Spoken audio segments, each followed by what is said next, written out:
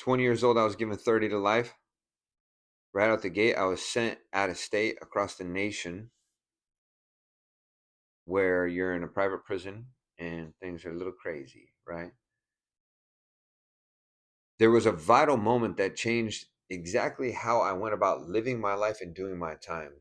And I remember this guy was a known badass.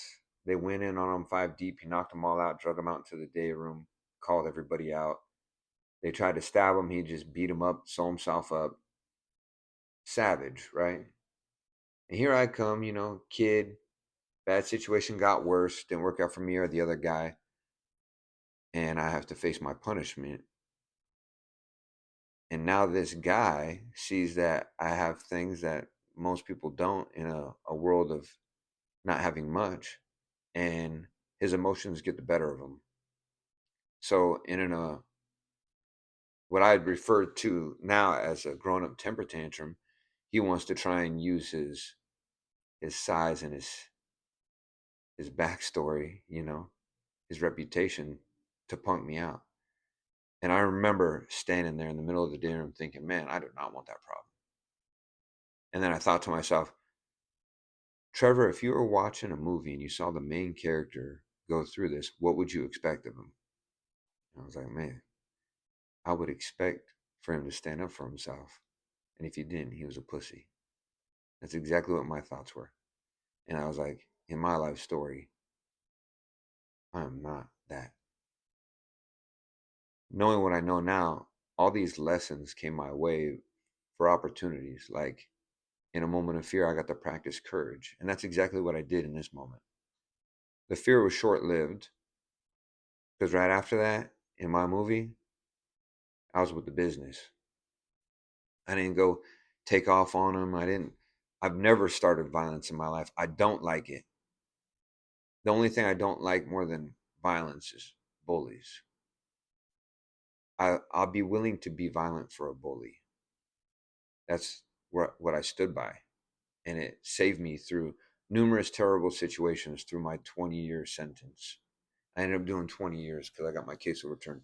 But in that moment, I remember telling the guy, hey, my cell. And he was like, what? I go, my cell right now. And he was like, what's going on? And I go, my cell right now. And we walked in there and I turned around and I squared up on him and he just sat down. He tried to make sure that his tone of voice was good. I even punched the metal mirror on the wall because I was so furious that I was even having to deal with this situation. And I wanted to let him know I'm here.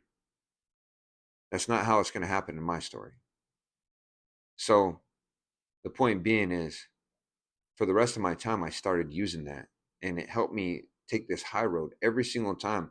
It helped me have courage in moments where I was scared. It saved me from becoming victimized numerous times. It had me handle situations in ways that my friends still talk about. Amazed. And I just had to step outside of my emotions and handle it in a way where I would admire and respect the main character of that story. And I still use it to this day. I refuse to be the villain of my story. I'm always the hero.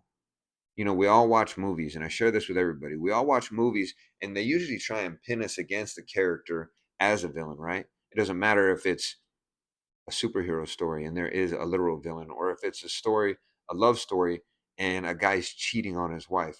We're all taking this look at these people and their behaviors, and we're making a judgment.